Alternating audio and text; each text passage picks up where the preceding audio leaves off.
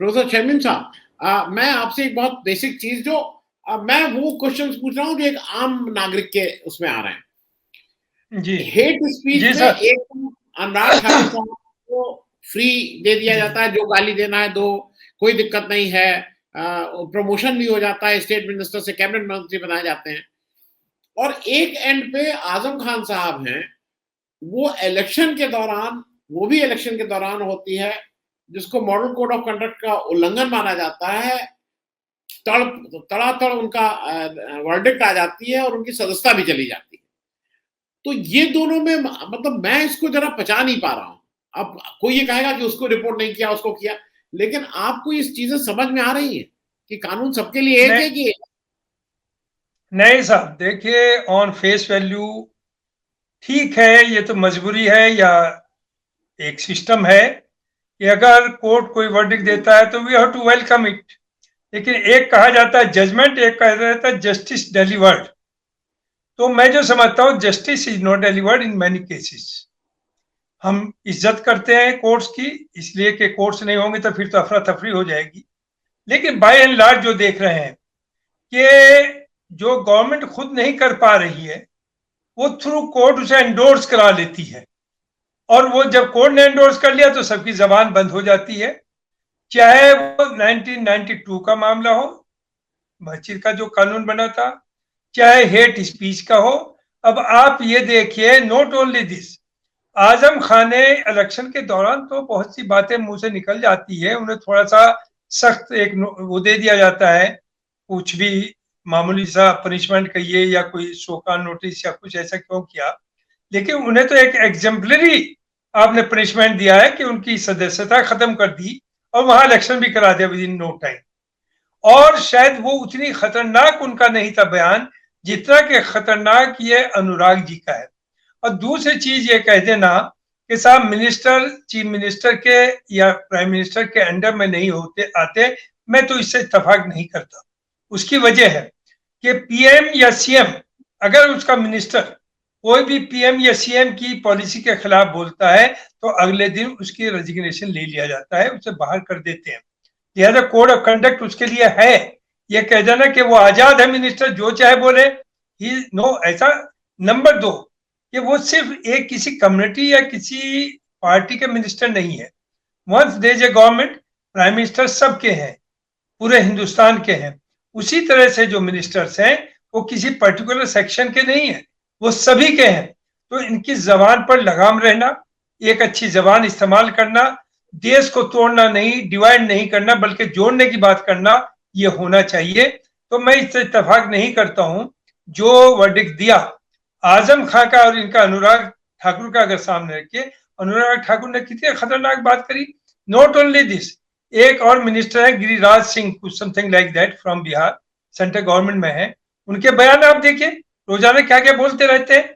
अभी उनके, हमने पिछली बार जो उन्होंने 2019 तक जिस तरह की जबानें इस्तेमाल करी, जिस तरह की बातें करी, तो सोचते थे कि शायद मोदी जी ये सोचे कि भाई ये तो हमारी सोसाइटी में बहुत एक झंझट खड़ा कर रहा है, शायद इसे ना ले। लेकिन उन्हें तो और प्रमोट कर दिया गया और उनकी कभी जबान सीधी होती ही नहीं।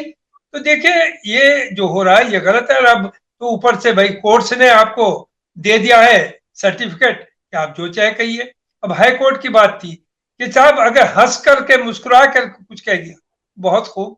मुस्कुरा करके अगर मैं किसी को अब्यूज करता हूं बहुत बुरी तरह से, तो वो बिल्कुल उस पर कुछ नहीं होगा। ये तो समझ में आने वाली बात नहीं है। और ना आपकी जो समझ में नहीं आ रहा वो किसी की समझ में नहीं आ रहा। क्यों? क्या अनुराग ठाकुर है, गिरिराज है एक तरफ, दूसरी तरफ आजम खान है।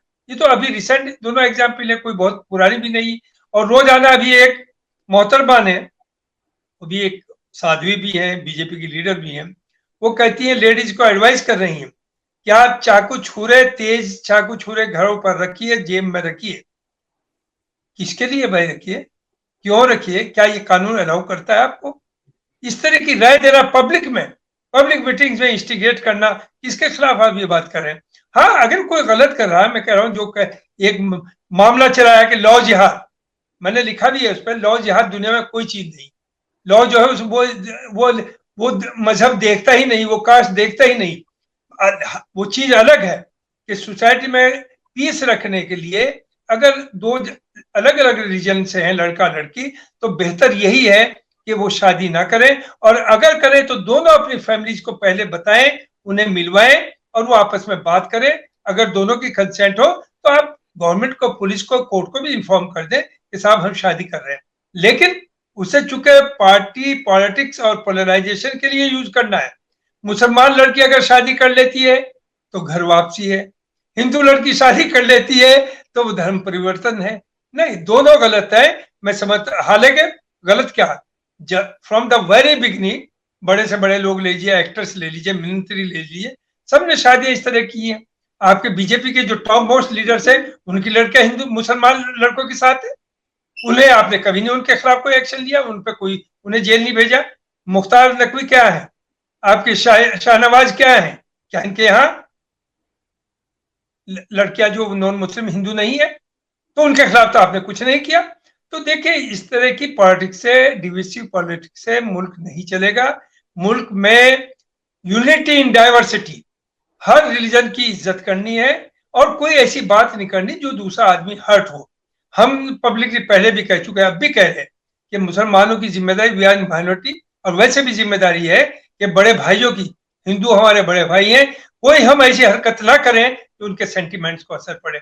अब गाय का मामला है, आप यूपी में बैन कर रहे हैं, मार रहे हैं लोगों को, और कर्नाटका में कह रहे हैं, वहां जाकर के गोवा में क्या हम गाय के गोश्त की कमी नहीं होने देंगे, नॉर्थ ईस्ट में कह रहे हैं हम मीट की सप्लाई आपको देंगे चाहे बाहर से लाना पड़े हमें। तो ये सब क्या है, इसका मतलब गाय में आस्था नहीं है।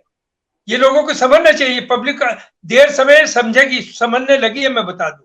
क्योंकि इस डिवीजन से मुल्क की तरक्की नहीं होनी, मुल्क की तरक्की होनी है भाईचारा, मोहब्बत, प्यार। और आज तक मैं जिस एरिया से आता हूं, हमारे यहाँ जितने वहां मुस्लिम पॉपुलेशन सहारनपुर डिस्ट्रिक्ट में काफी है, उतने हिंदूज हैं। शादियों में आना जाना, मंडल जीने में आना जाना, हर जगह।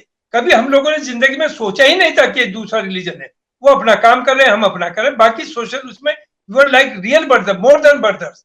लेकिन अब हालात देखिए, क्या हालात क्रिएट कर दिए। ये मुल्क की हेल्थ के लिए, कंट्री की हेल्थ के लिए बेहतर नहीं है। कंट्री को चलाना है तो मोहब्बत प्यार से और सबको मिलकर चलना पड़ेगा और सबको इज्जत देना पड़ेगा। छोटे को छोटा भाई मानिए, बड़े को बड़ा भाई माने, छोटे वाले, तब मामला चलता है, ना कि टकराव से। ये मुल्क को बर्बाद कर दिया इन्होंने। आज राहुल गांधी, राहुल जिसे आपने पप्पू पप्पू बना दिया था, he is emerging as a leader. जो उसने करके दिखा दिया, 3000 किलोमीटर चल चुका पैदल, उसके दिल में दर्द है ना। उसने देर करी हालांकि, लेकिन उसे अब एहसास हुआ कि मुल्क जाएगा कहाँ। एक आदमी सड़क पे आया तो, और उसके साथ यूपी में देखिए लाखों आदमी उसके साथ है। जैसे वो एंटर हुआ है गाजियाबाद में, अलीगढ़ एक जिले से तकरीबन 40 बसें गई हैं। अब सोचिए यूपी में कितने जिले हैं, कितने लोग गए हों, लाखों लोग। इस सर्दी में वो सड़क पे चल रहा है 30-30 किलोमीटर पर डे। क्यों? लोग बाहर इसलिए आए हैं कि जो ये हो गया मुल्क में, जितना बिगड़ चुका है, आगे ना बिगड़े, आगे कुछ सुधार हो जाए, अब समझ में आ रहा है। तो देखिए, जहां तक हमारा मामला है, हम तो बहुत ही सोच समझते। आप जितना बोल लेते हैं, हम तो अगर इतना भी बोल लें तो अंदर हो जाएंगे 2 दिन में, हम जानते हैं। हमें तो ढूंढते फिरते हैं ये लोग। लेकिन इससे नहीं चलेगा। फ्रीडम ऑफ स्पीच का मतलब यह है कि अपने कोई पॉलिटिकल आइडियोलॉजी है, आप सोशलिस्ट हैं या कम्युनिस्ट हैं या कैपिटलिस्ट हैं, खुल के बात करें, मार्केट कैसे चले खुल के बात करें, कोई वो नहीं। लेकिन अगर आप फ्रीडम ऑफ स्पीच इसे कहें कि हम दूसरे का अब्यूज करें, दूसरे के मजहब को बुरा कहें, दूसरे को मार पीटने की धमकी दें, तो ये फ्रीडम ऑफ स्पीच नहीं। और सुप्रीम कोर्ट पहले खुद कह चुका है कि देयर इज ए लिमिट, एक लक्ष्मण रेखा है, उसे आप क्रॉस नहीं कर सकते in the name of freedom of speech. और यहाँ ये हो रहा है जो कल हुआ है। तो बहुत बहुत शुक्रिया, आपने ये बहुत अच्छा एक प्रोग्राम रखा।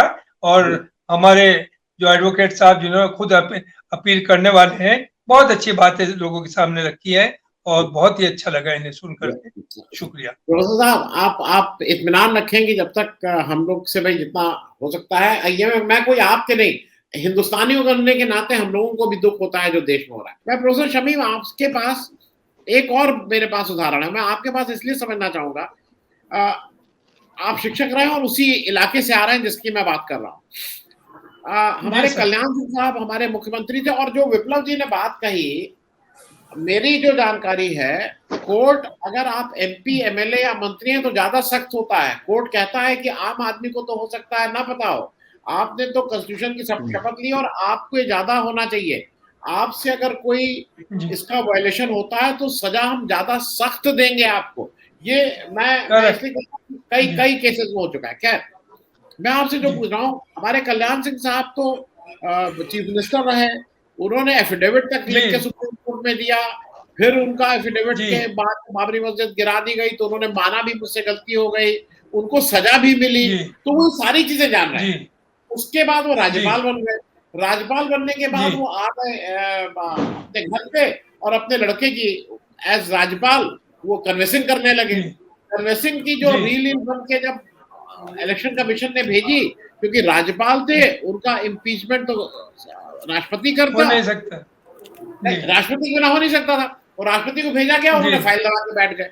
मैं पूछ ये रहा हूँ कि अब वो भाई आप फाइल लगा के बैठ जाइए, आप कल्याण सिंह जी आज मर गए, लेकिन उसमें कभी तो कोई कार्रवाई होती, पता तो लगता जनता को कि इसमें सही था कि गलत था। आज जो नोटबंदी हुई है उसका जो नुकसान होना था इस देश का वो हो चुका है, बिल्कुल हो चुका है। लेकिन ये आज कोर्ट इसलिए समझ ले रही है ना कि दोबारा ऐसा ना हो, अगर कुछ ऐसा होता है तो ये ना हो। इसके मैं जरा इस पे जानना चाह रहा हूँ, ये कल्याण सिंह जैसे लोग भी आते हैं जो मैंने वो कर लेते हैं, प्रेसिडेंट साहब उसमें बैठ जाते हैं, उसके बाद कहा जाता है कि वो एक विशेष वर्ग से आते हैं, उन्होंने बहुत अच्छा उन लोगों को उत्थान के लिए काम कर दिया और वो चले जाते हैं। मैं जरा इस पे जानना चाहता हूँ कल्याण सिंह जी। देखिए, एक तो बात ये कि कल्याण सिंह नो डाउट अलीगढ़ के रहने वाले थे।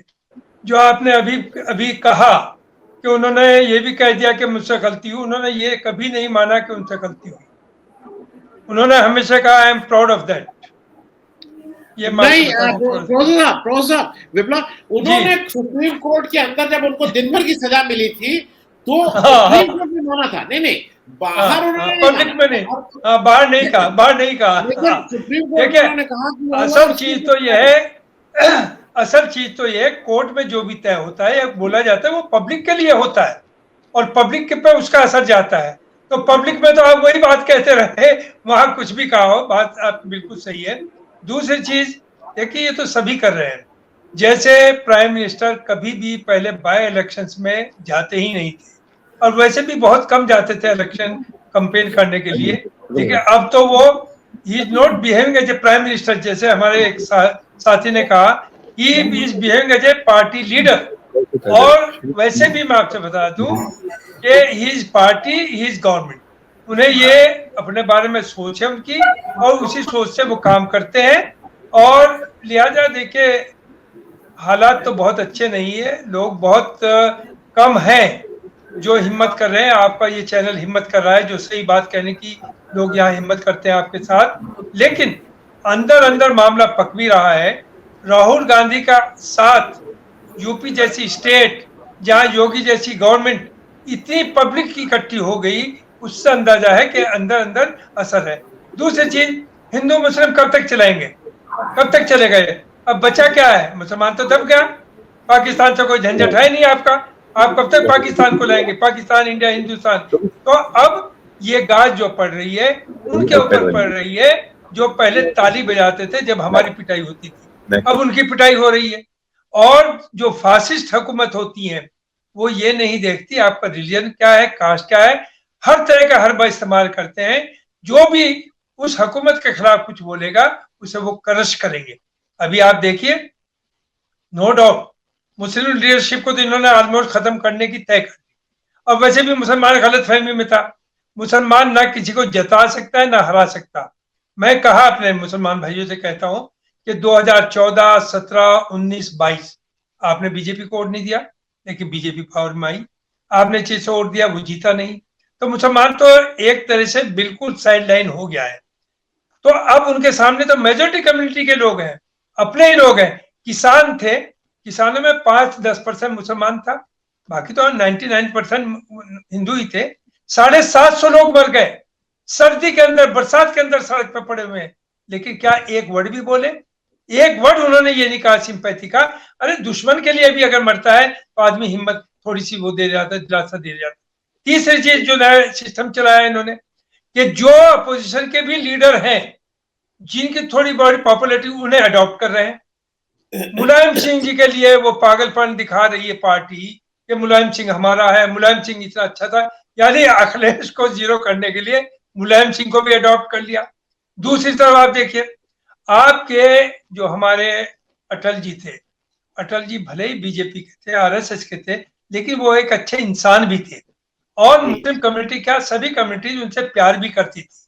मरने जीते जी तो उन्हें अपने मार्गदर्शक बना के घर के अंदर बंद कर दिया, और मरने के बाद जो उनका सेलिब्रेशन हो रहा है जी उसे कैश किया जा रहा है। जी तो जी ये कब तक चलेगा? लोग समझने लगे हैं, समझेंगे, और ठीक है दुनिया जिंदगी भर कोई डिक्टेटर नहीं रहा है, ये भी नहीं रहेंगे, इन्हें भी जाना ही पड़ेगा जी देर जी सवेर।